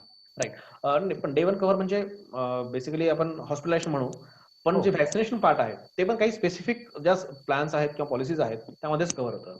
त्याच्यामध्येच कव्हर होतं ते, नाहीतर मला ते कव्हर होत नाही ते. राईट. म्हणजे बेसिकली मी जर मला माझं मॅरेज ड्यू असेल किंवा in case I am planning for getting married, तर त्यावेळेस मला जो कव्हर घ्यायला हवा तो ह्या गोष्टी लक्षात ठेवून घ्यायला हवा की जर after maybe 2 years waiting period नंतर जर डिलिव्हरी होणार असेल तर that will be covered. So accordingly I should plan, right? नाही, कसं असतं नारायण, आता समजा माझं एक 6 महिन्यानंतर लग्न ठरलंय. Okay. And after that I plan for I take a policy now only. ठीक आहे. आफ्टर 2 years म्हणजे ज्या दिवशी रिन्युअल असते त्या दिवशी पर्यंत नव्हे. तुझ्या बायकोचं पण, माझ्या बायकोचं पण ते 2 वर्ष कंप्लीट व्हायला पाहिजे. अच्छा. अच्छा. जेव्हा she is added as a insured person in the policy, त्यानंतर 2 वर्ष. त्याच्यानंतर 2 वर्ष. ओके. ओके. म्हणजे तुमची 3 वर्ष होतात. करेक्ट. करेक्ट. तसं असतंय ते. राईट. राईट. आणि जनरली मी बघितलं की आपल्या नॉर्मल पॉलिसीज मध्ये जे प्रेग्नन्सी, आता बरेचसे प्रायव्हेट प्लेयर्स म्हणतात की म्हणजे आम्ही प्रेग्नन्सी देतो तुम्हाला फॉर 2 years वेटिंग पिरियड, नाही तर 3 years वेटिंग पिरियड नंतर आम्ही तुम्हाला प्रेग्नन्सी देतो. We will bear the cost. How much will they bear the cost? सिझेरियनला 25,000, सी सेक्शनला 30,000. अच्छा. अच्छा. म्हणजे तुम्ही जे 2 वर्षाचं ते प्रीमियम भरलेलं असतं त्याच्यावरती एक 5-6 हजार रुपये घालून तुमच्या हातात देतात. ओके. ओके. तेवढंच. राईट. राईट. परफेक्ट. ठीक आहे. कारण हा माझा मुद्दा आहे आपल्या यंग क्राऊडसाठी. ठीक आहे. मी पुढे काही क्वेश्चन आले आपल्याकडे, पण मी थोडं नंतर कव्हर करतो. हा एक नेहमी आपण टर्म ऐकतो. पहिलं म्हणजे आता ज्या विषयावर आपण आज बोलतोय दॅट इज हेल्थ इन्शुरन्स. दुसरं तुम्ही बरोबर. वापरलं आता mediclaim. So whether this two terms are one and the same or It is is the there any same. Difference? नाही, it is the same. More or less it is the same. Just minute points आहेत. That अच्छा. Is overall it is the same. Okay. पण mediclaim मध्ये काही गोष्टी अशा असतात जसं की आपण जे आता हेल्थ इन्शुरन्स बोललो की प्री हॉस्पिटलायझेशन आणि पोस्ट हॉस्पिटलायझेशन एक्सपेन्सेस. हा तर काही कंपन्यांच्या ज्या ग्रुप इन्शुरन्स पॉलिसी असतात किंवा मेडिक्लेम पॉलिसी असतात त्यामध्ये हे प्री आणि पोस्ट हॉस्पिटलायझेशन कव्हर होत नाही. बेसिकली ते cover only the hospitalisation part. तो बेसिकली प्रत्येकाने आपल्या कंपनीचं जी काही पॉलिसी आहे ती चेक केली पाहिजे की ती चेक काय केली कव्हर पाहिजे. होतं काय नाही हो, होत. ग्रुप मेडिकल मध्ये हे प्री अँड पोस्ट कव्हर होत नाही. Correct correct. म्हणजे मी जर ह्या भरोशावर राहिलो की त्याला हरकत हा. नाही, कंपनीचा कव्हर आहे मला 5 लाखांचा, माझ्या सगळ्याच हा. गोष्टी कव्हर होतील. तर तसं नाहीये. ते जे नाही, हॉस्पिटलायझेशनचे 4 दिवस 5 दिवस असतील तेवढेच एक्सपेन्स कव्हर होतील. तेवढाच एक्सपेन्स कव्हर होते तुम्हाला.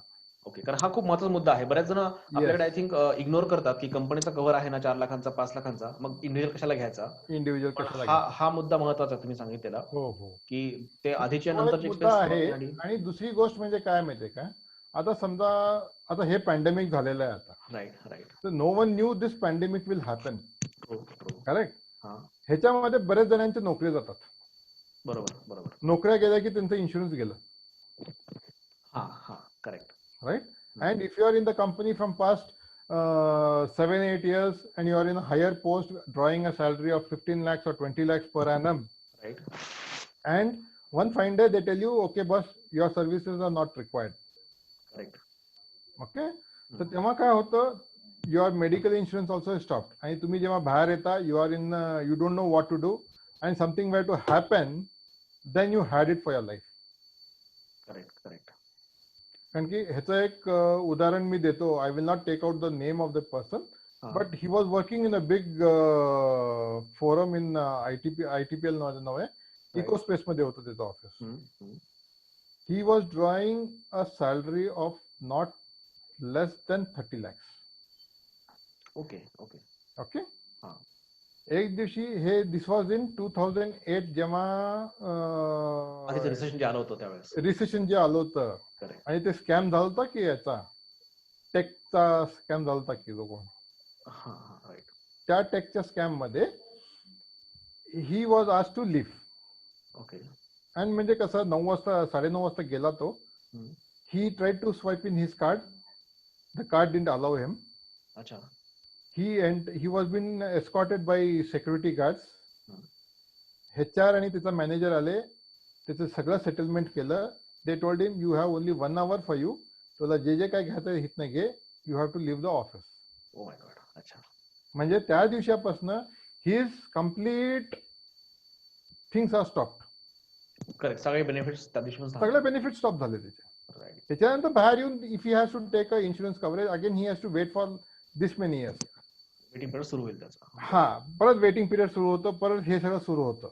राईट. तर माझं सजेशन सध्याच्या जनरेशनला, जे 20 ते 35 वर्षाच्या जनरेशनची जी पोरं आहेत आपल्या मराठी ग्रुपमध्ये जी आहेत, भले तुम्ही एक संडे, एक महिन्याचं 4 संडे तुम्ही बाहेर जाऊ नका, Saturday Sunday. That money what you spend outside, you spend it on your medical insurance from outside. तुमचं एक पर्सनल स्वतःचा एक मेडिकल इन्शुरन्स घेऊन ठेवा. त्यात तुम्हालाच बेनिफिट येतं, कारण की तुम्हाला त्यात टॅक्स बेनिफिट मिळतो. Right right right. तर तुम्हाला नंतर हे असं काहीतरी झालं तर मग तुम्हाला हे करायला you don't have to run around for your hospitalisation काही झालं तर. Correct correct. आता मी हा थोडी वेगळी सिच्युएशन घेतो जी आपल्या एका पार्टिसिपंटने विचारली आहे.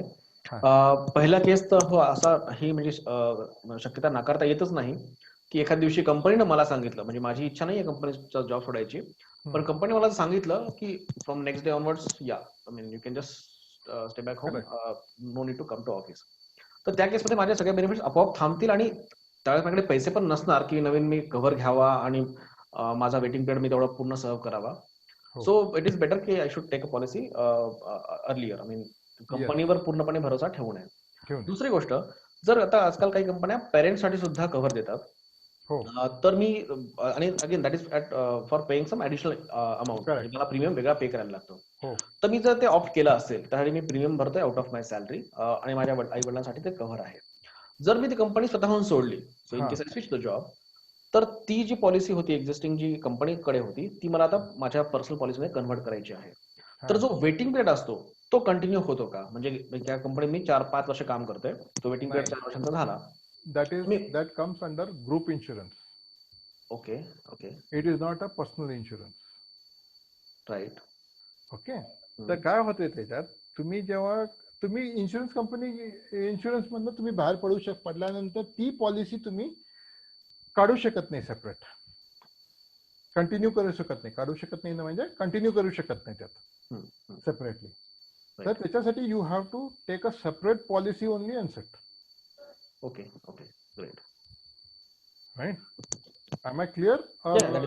नाही हा मुद्दा क्लिअर आहे की जर ग्रुप मेडिक्लेम मधली एखादी पॉलिसी कव्हर असेल तुम्हाला मिळालेलं, तर तुम्ही जेव्हा पर्सनल पॉलिसी घेता त्यामध्ये ते कव्हर कंटिन्यू होत नाही. It start from again zero, म्हणजे मीटर झिरो पासून सुरू होतं. Everything is zero. Okay okay. नाही ठीक आहे, खूप महत्वाचा पॉइंट आहे हा. एक्झाम्पल फॉर दिस? या शुअर प्लीज. हा. आता हे बजाज फायनान्स जे आहे त्यांचं एक ग्रुप इन्शुरन्स आहे फॉर ऑल द कस्टमर्स. ठीक आहे. ओके. तर काय झालं, माझी एक क्लायंट आहे, शी स्टेज इन इंदिरानगर समोर. तर ती बॉम्बेमध्ये असताना तिचं बजाज फायनान्स कडनं चांगले रिलेशन्स होते आणि she had taken lot of finance from them and cleared it. So as a esteemed customer, they gave her a group insurance. They took her under group insurance policy. And when she came here, that group insurance policy was not active for her. Okay. And she told that okay, she had to take out that policy. तर ते म्हटले नाही madam, आम्ही group insurance मध्ये आहात, तुम्ही तुमच्या दुसऱ्या एजंटला विचारा की ते घेऊ शकतात काय तसं. So she called me and asked की असं ते ट्रान्सफर करू शकतो का. But we, from the company side, we told no, because that is a group medical policy. There is no one policy for 100 of people. So that policy can't be given separately to her. Okay okay. ठीक आहे ठीक आहे. हा point खूप महत्त्वाचा सांगितला तुम्ही. दुसरा तुम्ही सांगितलं आता इनिशियली की आपल्याकडे जे क्राऊड आहे ते मॅक्सिमम त्यातले IT मध्ये काम करणारे आहेत आणि त्यांना कंपनीकडनं बऱ्याच वेळा अब्रॉड जाण्याची काही काळासाठी नेहमीच अशी ऑपॉर्च्युनिटी मिळत असते. तो समजा एखाद्याने आता इन्शुरन्स कव्हर घेतला भारतामध्ये आणि त्याला नेमका ऑपॉर्च्युनिटी मिळाली की US मध्ये UK मध्ये अजून कुठेतरी त्याला जाण्याचा चान्स मिळाला, तर तिथे जर काही हॉस्पिटलायझेशन झालं तर ते इंडियातल्या पॉलिसीमध्ये त्याला कव्हर मिळतं का? नाही. ग्लोबल कव्हरेज आपण म्हणतो. नाही. There is only 1 or 2 companies which are providing global coverage. अच्छा. But that too you have to pre authorise them with lot of formalities आहेत त्याच्या. अच्छा अच्छा. आणि then only you can get hospitalise in abroad. अच्छा, म्हणजे मला policy घेतानाच हे गोष्ट पाहायला लागेल की जर मला चान्सेस असतील, I should choose a policy which covers this kind of. Yes. And for that the premium is very huge. Right right. Perfect. पुढचा एक प्रश्न महत्वाचा की हे नेहमी आपला विचारला जातो, आता एखादा लाईफ इन्शुरन्स मला घ्यायचा आहे, टर्म प्लॅन घ्यायचा असेल तर माझा आजच्या डेटला मी घेत असेल तर आज जो माझा प्रीमियम म्हणजे मी जेवढं पिरियडसाठी घेतोय आणि जेवढी माझा कव्हर आहे त्यानुसार माझा आजचा प्रीमियम ठरतो. तर मग तो प्रीमियम पुढचे जे काही वर्ष असेल तो सेम राहतो, त्यात काही चेंजेस होत नाहीत. बरोबर बरोबर. हेल्थ इन्शुरन्स सुद्धा असंच असतं का? म्हणजे आज मी वयाच्या 25व्या वर्षी किंवा 30व्या वर्षी जो प्लॅन घेतला, 10 लाखांचं कव्हर घेतलं, तर ते तेवढंच कव्हरचं प्रीमियम जे काही मला 30व्या वर्षी लागतंय तेच मला 40व्या वर्षी, 45व्या वर्षी आणि 50व्या वर्षी सेम राहील का? नाही. कारण की काय असतं त्याच्यामध्ये, काय असते की बरेचशा कंपन्यांचे कसे असतात, स्लॅब्स असतात प्रीमियमचे. आता वयाच्या 25व्या वर्षी मी जर काही एक प्रीमियम भरलाय, सपोज एक 100 रुपये मी एक प्रीमियम भरतोय एका 10 लाखाच्या पॉलिसीला, राईट. तर ते 100 रुपये मी वयाच्या 35व्या वर्षापर्यंत मी तेच भरणार. बर. ओके. तेवढंच भरणार. त्याच्यानंतर 36व्या वर्षी जेव्हा माझं वय वाढतंय तेव्हा ते 100 रुपये 110 रुपये होत आहे. अच्छा अच्छा. Okay okay. मग ते 110 रुपये 36 पासून 45 पर्यंत एकच स्लॅब होतो. Right right. आता काय काय कंपनीला 36 पासून 40 पर्यंत घेतात, काय काय कंपनी 36 पासून 45 घेतात, राईट. काय काय कंपनी 36 पासून 50 पर्यंत सुद्धा घेतात. Right. So it depends from company to company. पण कसं असतं, स्लॅब वाईज असतो. जसं तुमचं वय वाढतं, स्लॅब नंतर तुमचं प्रीमियम सुद्धा वाढतं. अच्छा, म्हणजे माझ्या कमी वयात जर मी पॉलिसी घेतली म्हणजे 35च्या आत, तर ते प्रीमियम मला कदाचित तेवढे वर्ष कमी पे करायला लागेल. जसं माझं वय वाढेल तसं त्या स्लॅबनुसार माझं प्रीमियम वाढत जाईल बाय वाढत डिफॉल्ट. जातं. Okay okay. ह्याच्यावरच एक प्रश्न एकाने आपल्या पार्टिसिपेंट विचारला होता. माझं एक्झिस्टिंग कव्हर सध्या आहे, मी कमी घेतलं, माझी इनिशियली सॅलरी कमी होती किंवा मला वाटलं की एवढी गरज नाहीये मला, म्हणून मी समजा 5 लाखच फक्त कव्हर घेतलं.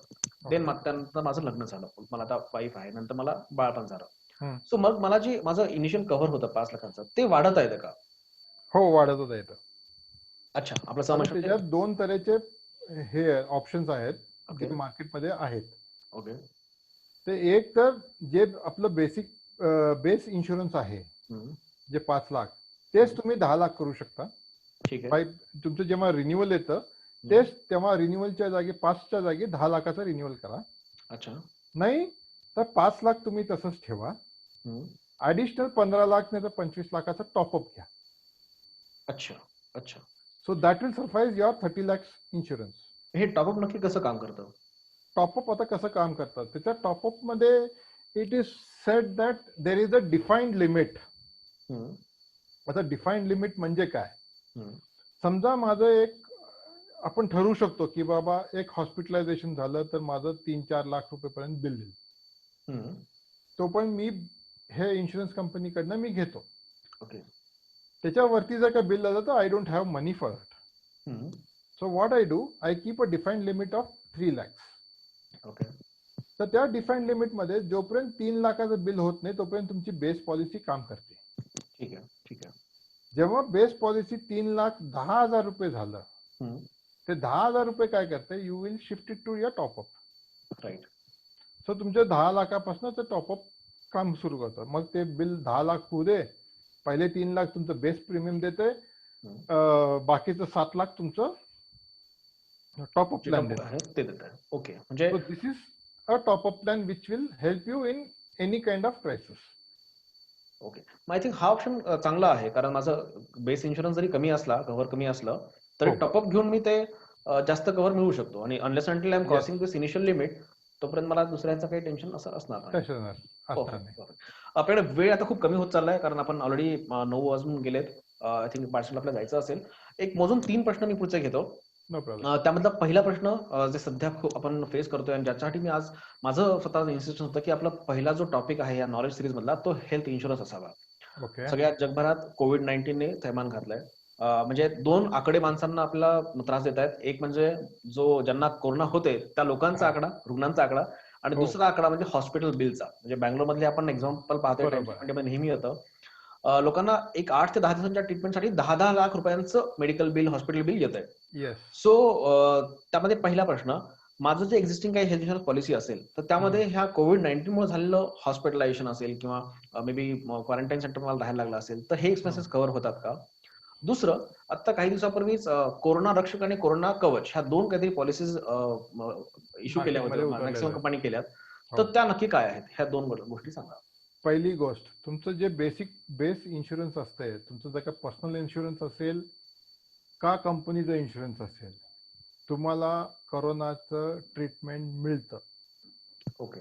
That is 100% given by told by IRDA. IRDA specifically 100% सांगितलंय की तुम्ही कुठल्याही परिस्थितीत कोरोनाला नेग्लेक्ट करता येत नाही. It should not be treated as a pre-existing or new disease or anything. जे काही क्लेम्स येतात ते तुम्ही सेटल करा. करेक्ट. ओके. बरोबर. Now comes the other thing. त्याच्यात मग सगळ्या कंपनीजनी काय केलंय की द कन्झ्युमेबल पार्ट जो मी मगाशी प्रश्न बोलत होतो, right, that is not covered. Okay okay okay. Right. Sir तुमचं जर काय 3 लाखचं जर काय पॅकेज असेल, हेल्थ इन्शुरन्स असेल, कव्हर असेल, कव्हर असेल, पण आजकाल हॉस्पिटलमध्ये any private hospital you go, they will charge you minimum is 8 lakhs. Minimum. And maximum it goes on depending on the hospital and the room what you take. Right. Correct? Correct. Now त्याच्यासाठी मग IRDA काय केलं, they informed all the companies, you come out with a plan with minimum premium for the customer and maximum benefit to it. Okay. तर तेव्हा हे दोन policy सुरू झाल्या, रक्षक आणि कवच. आता रक्षक म्हणजे काय? It is a lump sum benefit on the positive diagnose of Covid, okay. which will be 100% of the sum insured. अच्छा. आता त्याच्यामध्ये तुम्हाला फॅमिली फ्लोटर मिळणार नाही. म्हणजे तुम्ही ग्रुप तुमच्या फॅमिलीसाठी एकदम एकच 2.5 लाखाचं हे असं घेऊ शकत नाही. हे इंडिव्हिज्युअली घ्यायला लागेल मला. बरं. ओके. आता त्याच्यात त्यांनी काय केलं, पॉलिसी टर्म त्यांनी ठेवली 3.5 महिने, 6.5 महिने आणि 9.5 महिने. बरं. Where no annual policy term is there. त्याच्यामध्ये त्यांनी ठेवलं नो प्री मेडिकल स्क्रीनिंग नाही आहे त्याला. जसं आपण प्री मेडिकल स्क्रीनिंग म्हणजे काय की गेले समजा जर का मी 50व्या वर्षी मी जर का पॉलिसी घेतोय, करोना कवच नाही तर करोना रक्षक, या पॉलिसीला मला टेस्टिंगला जायला नको, मेडिकल टेस्ट द्यायला नको आहे. ओके. पण त्यांचं एकच आहे, you have to be admitted for 72 hours in Rakshak policy. Rakshak. बरं. हो, रक्षक मध्ये तुम्हाला 72 आवर्स हे मॅक्सिमम हे पाहिजे. हॉस्पिटलायझेशन झालंच पाहिजे. हॉस्पिटलायझेशन पाहिजे. ठीक आहे. आणि जेव्हा तुम्ही डायग्नोस होता, दॅट डायग्नोस जे झालेलं आहे, तो पॉझिटिव्ह रिपोर्ट जे डायग्नोस्टिक सेंटर पासून येतं, that should be from a government authorise centre. अच्छा. बरं. It can be from a private. Okay. ठीक आहे. ते बरेच जण डायग्नोस्टिक सेंटर बाहेर लावले असतात, कोविड आणि हे टेस्ट होतंय म्हणून इथं. But that testing amount will not be refunded to you. Okay. तर ह्याच्यात नुसतं वेटिंग पिरियड काय आहे, 15 दिवस वेटिंग पिरियड आहे. अच्छा. बरं. आता ह्या 15 दिवसाचं वेटिंग पिरियड म्हणजे काय, 14व्या दिवशी मला झालं आणि 16व्या दिवशी मी जाऊन ऍडमिट झालं, दादा बाबा माझं 15 दिवस झालं, मला सगळं येतंय. नाही, 16व्या दिवशी you have to be diagnosed. Okay. 15 दिवसापर्यंत तुम्हाला ट्रीटमेंटच नाही. जसं मी दुसऱ्या पॉलिसीज मध्ये सांगितलं की पहिले 30 डेज तुम्हाला हॉस्पिटलायझेशन मिळणार नाही, तसं ह्या पॉलिसीमध्ये पहिले 15 दिवस तुम्हाला हॉस्पिटलायझेशन मिळणार नाही. ठीक आहे. अँड दिस रक्षक policy is only a one time policy. ह्याच्यामध्ये कसं, ह्याच्यामध्ये तुम्हाला डायग्नोज झालं, 72 hours you are in the hospital, 2.5 lakhs or 2 lakhs, whatever the sum assured you are taken, that will be given back to you. Okay. That's all. Treatment ते तुमचं तुम्ही बघा. तुम्हाला पैसे दिले जातील, तुम्ही ट्रीटमेंट करून घ्या, ते तुमचं तुम्ही बघून घ्या. शुअर. हा, पण ते if you take into Kavach मध्ये कसं आहे, तिथं तुम्हाला कम्प्लीट कव्हरेज मिळतं. बरं. Including your PP kit, your gloves, your mask, injection जे काय आहे, कन्झ्युमेबल्स म्हणतो मी इथं. Right. That is covered under this. अच्छा. पण ह्याच्यात सुद्धा सेम आहे, expenses whatever you are incurring for the test should be under government authorise centre. बरं. आणि ह्याच्यात रोड ॲम्ब्युलन्स साठी 2,000 रुपये तुम्हाला मिळतात.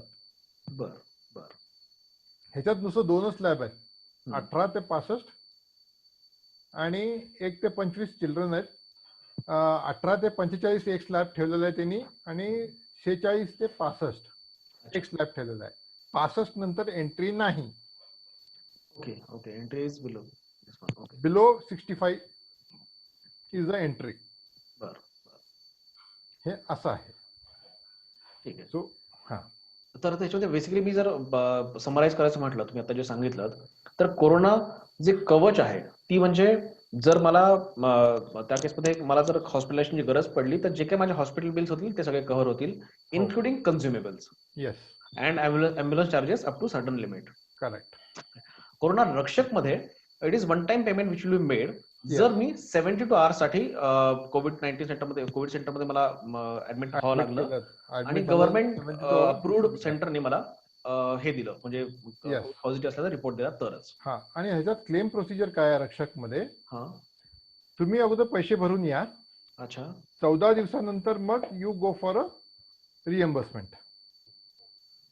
अच्छा, म्हणजे इथे कॅशलेस फॅसिलिटी हा प्रकार नाहीये. नाही, you have to get reimbursement म्हणून. रिएम्बर्समेंट मिळतं याच्यात. मग त्या अर्थाने जर if somebody is in a metro city, I think Rakshak policy sorry I think Kavach policy would make sense. कारण Kavach policy will make very big sense. हा, कारण बँगलोर सारख्या ठिकाणी हॉस्पिटल बिल हा खूप मोठा फॅक्टर आहे. मोठा म्हणजे तुम्ही फॅक्टर. ऍडमिट व्हा, बिल खूप मोठं होतं. सो ते रिइम्बर्स होणं ठीक आहे, सुरुवातीला मला Yes. पे करायला लागतील कॅश वगैरे, पण ते रिइम्बर्स होणं महत्वाचं आहे. पण जर मी एखाद्या छोट्या लोकेशन असेल की जिथे एकतर अप्रूव्ड सेंटर्स नाहीयेत, नेटवर्क हॉस्पिटल नाहीयेत आणि कम्पेअरली कॉस्ट कमी असू शकेल, तर अशा ठिकाणी आय थिंक जी रक्षक पॉलिसी आहे ती that will make sense, right? That will make sense.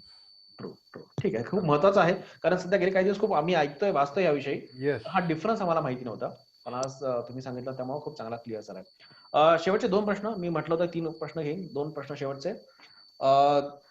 आता आजकाल जर मला हेल्थ इन्शुरन्स पॉलिसी घ्यायची आहे, हा, तर तुम्ही सांगितलं की जरी माझ्या कंपनीचं मला कव्हर असेल तरी मी इंडिव्हिज्युअल घेणं का आवश्यक आहे ते, बरोबर? बरोबर. तर त्या केसमध्ये आता मला ऑनलाईन बरेचसे ऑप्शन्स अवेलेबल आहेत. म्हणजे आजकाल ते policybazaar.com आहे, पैसा हो. बाजार आहे, बऱ्याचशा अजून वेबसाईट्स आहेत जिथून मी हेल्थ इन्शुरन्स पॉलिसी घेऊ शकतो. बरोबर. ह्याच्या व्यतिरिक्त जे ट्रेडिशनल ऑप्शन होता, जे आपण आधी घ्यायचो, की हो. कुठल्या तरी ऍडवायझर कडनं ऑफलाईन मोडमध्ये, म्हणजे ऑफलाईन म्हणजे प्रोसेसिंग आजकाल ऑनलाईन होतं, पण बरोबर. शेवटी we are going through advisor will advisor. Support them. तर मग ह्या 2 ऑप्शन्स जे आहेत माझ्याकडे, हा. तर त्यामध्ये पहिला ऑप्शन आय थिंक माझं थोडंसं अमाऊंट पण सेव्ह होते in terms of premium. Yes. पण कुठला ऑप्शन चांगला? नाही, प्रीमियम मध्ये सेव्ह होत नाही. अच्छा, प्रीमियम मध्ये यू गो ऑनलाईन सुद्धा ऑनलाईन काही यू मिळत? गो ऑफलाईन. बर प्रीमियम बर, मध्ये तुम्हाला सेव्ह होत नाही. कारण की ऑनलाईन मध्ये का नको म्हणतो आम्ही, इट इज दॅट आता पब्लिक काय विचार करते की हा जेव्हा आता मी जेव्हा म्हणतो की भाई ऑनलाईन नारायण तू ऑनलाईन घेऊ नकोस, तर जनरल टेंडन्सी आपल्या ह्युमनची काय आहे की नाही बाबा ह्याचं कमिशन जात आहे, तुला कमिशन मिळत नाहीये म्हणून हा असं म्हणतोय. राईट हे नॉर्मल थिंकिंग आहे आपल्या सगळ्या ह्युमन बिंग्सचं. Right right. राईट. पण ह्याच्यामध्ये this being a service industry, अच्छा, ह्याच्यामध्ये तुम्ही तुमचं सर्व्हिस केव्हा पिक्चर मध्ये येते, जेव्हा काहीतरी क्लेम होतो. ओके. जेव्हा क्लेम होतो तेव्हा तुम्ही जर काय पॉलिसी बाजारवाल्याला फोन केला, तो पॉलिसी बाजार म्हणा, नाही तर ऑनलाईन तुम्ही कंपनीच्या टोल फ्री नंबरवरती फोन करून हे करा. ते जी ऑनलाईन मध्ये काम करणारे असतात टोल फ्री मध्ये, ती सगळी आज असतात उद्या नसतात. खरंय खरंय. So you have to run pillar to post. तुमच्या नॉमिनीला पिल्लर टू पोस्ट रन करायला लागतं. खरंय खरंय. राईट. बरोबर. So for that the advisor is there. Okay. सो त्याच्यासाठी म्हणून ते आम्ही सांगतो की बाबा तुम्ही ऍडवायझर कडनं घ्या. तुमचा कोण जो जवळचा ऍडवायझर आहे, तुमच्या घराच्या बाजूला, नाही तर तुमचा भाऊ असेल, नाही तर तुमचा काका मामा कोण असेल, तो कोण नसेल तरी सुद्धा बाहेर पुष्कळ जण आहेत जे सर्व्हिस देतात. And see the trustworthiness of the adviser. तो काय आहे, तो कसा आहे, how open he is with you on terms of medical insurance मध्ये. ठीक आहे. बेसिकली हा ट्रस्ट फॅक्टर महत्वाचा आहे की तो main thing is the trust factor and how he trust, how त्याचा ट्रस्ट काय आहे मार्केटमध्ये, आणि शेवटी मला सर्व्हिस कशी तो देऊ सर्व्हिस शकेल. कशी देतोय तो. Right right. ठीक आहे ठीक आहे. आता शेवटचा प्रश्न, कारण आपला वेळ कमी होतोय, काही आपल्या पार्टिसिपंटचे प्रश्न होते पण ते Okay. आय थिंक आपल्याला कव्हर करता येणार नाहीयेत. आपण नंतर आपल्या स्टेशनमध्ये किंवा आपल्या ग्रुपमध्ये हवं तर ते पोस्ट करून तिथे आपण आन्सर Sure. करू शकतो. शेवटचा प्रश्न आणि महत्वाचा आहे सगळ्यात, जर मला हेल्थ इन्शुरन्स पॉलिसी घ्यायची असेल ओके. तर कुठले कुठले फॅक्टर्स आहेत की जे मी लक्षात ठेवणं आवश्यक आहे? तुम्ही बऱ्याचशा गोष्टी सांगितल्या, पण जस्ट टू हा. समराईज कुठले फॅक्टर्स मी कन्सिडर करावेत, आणि जर एकदा मी हेल्थ इन्शुरन्स पॉलिसी घेतली हा. तर त्याचा मॅक्सिमम बेनिफिट मिळवण्यासाठी मी काय काय करू शकतो, कसं पद्धतीने मला करावं? आता मॅक्सिमम बेनिफिट म्हणजे साध्या, we will not go and get admitted out to it. It is not a benefit which we can say that की भाई हो बाबा मी आज घेतली आहे तर I have to use this policy. म्हणून मी हॉस्पिटलाइज होतो. हा, आपण असं म्हणू शकत नाही. खरंय खरंय. कुणालाच आपण म्हणू शकत नाही. आपण क्लायंटला सुद्धा, आम्ही जेव्हा क्लायंटला देतो तेव्हा आपण क्लायंटशी बोलतो की बाबा तुम्ही आता तू पॉलिसी घेतलायस की बाबा होय रे राजा उद्या पुढच्या वर्षी जाऊन ऍडमिट हो, म्हणून आपण सांगू शकत नाही तसं. खरंय खरंय. It is only a precaution what we take on Right. Our life and our family's life. what we take a precaution. So taking a benefit out of it, it is ruled out. You can't go on thinking on that lines. Perfect. Right? Right. दुसरा प्रश्न काय होता त्याच्या अगोदरचा? की पहिला की मग आता जर मला हेल्थ इन्शुरन्स पॉलिसी घ्यायची असेल तर हा. कुठले फॅक्टर्स मी कन्सिडर करावे जे महत्वाचे आहेत? आता आपण बरेच फॅक्टर कन्सिडर केले, डिस्कस केले, हा. पण महत्वाचे कुठले आहेत त्यातले? Main thing, do the ground work of the company. Okay. तुम्ही ज्या कंपनी तुम्हाला जे वाटते किंवा each company has everything plus and minus. मी असं म्हणणार नाही की बाबा एकच कंपनी अशी आहे जी तुम्हाला 100% करेक्ट आहे, असं मी कधी म्हणणार नाही इन्शुरन्स इंडस्ट्रीमध्ये. Each one has plus and minus. So if you do the R&D of it, तर तुम्हाला पुष्कळ वेळ लागेल. So only basic thing what you have to look in to it is the claim procedure settlement कसं असते त्यांचं. ठीक आहे. Right. How many network hospitals they have. Okay. IRDAच्या साईटमध्ये there are listings of top number 1 or number 2 companies in the market. IRDA will be giving the information on this. They are not biased with one company. Right. Right? So they keep giving the information for the consumers. So you can look into that also. त्याच्यानंतर तुम्ही तुमच्या ओळखीच्या adviser असतील, नाहीतर तुमचा कोण adviser असेल त्याच्याशी बोला, त्याचं बघा, त्याचं बॅकग्राऊंड चेक करा, तो कसा आहे, and then you finalize on that whether he is explaining to you everything. General criteria काय बघायला लागतं, हे वेटिंग पिरियड काय काय आहे, डे केअर ट्रीटमेंट काय काय मिळते आपल्याला, right. What are the benefits I get, no claim bonus किती मिळतो, सम अश्युर्ड कितीपर्यंत वाढतं, हे सगळ्या ज्या बेसिक बेनिफिट्स आहेत, हे एवढं बघितलं तरी बाकी सगळेजण ऍडवायझर सांगतात त्याच्यापर्यंत. अच्छा. परफेक्ट. परफेक्ट. Thank you sir. खरं सांगायचं तर मला असं वाटतं आपण इथे थांबूयात, कारण 9:30 होत आहेत. पण खूप छान सेशन झालं. म्हणजे आपण एक तासासाठी प्लॅन केलं होतं, पण ते डिस्कशन असं वाढत गेलं आणि आपल्या मेंबर्सने पण एवढे चांगले प्रश्न विचारले की आपल्या सगळ्या क्वेरीज आन्सर केल्या. Questions have been sorted out. Correct. Hopefully सगळं झालंय सॉर्ट. जर कुणाचा काही प्रश्न राहिला असेल तर मी रिक्वेस्ट करेल की आपला BM आर्ट ऑफ इन्व्हेस्टिंग हा जो प्लॅटफॉर्म आहे, टेलिग्रामचा आपला ग्रुप आहे, या ग्रुपवर तुम्ही ते पोस्ट करू शकता. आपले एक्सपर्ट संजय सर सुद्धा तिथे आहेतच. सो तुमच्या प्रत्येक क्वेरीला ऑब्व्हियसली आन्सर केलं जाईल, त्याची काही काळजी नसावी. संजय सर, तुम्हाला परत एकदा मी धन्यवाद देतो आजच्या या सेशन बद्दल. खूप चांगल्या प्रकारे तुम्ही व्यवस्थित माहिती दिलीत.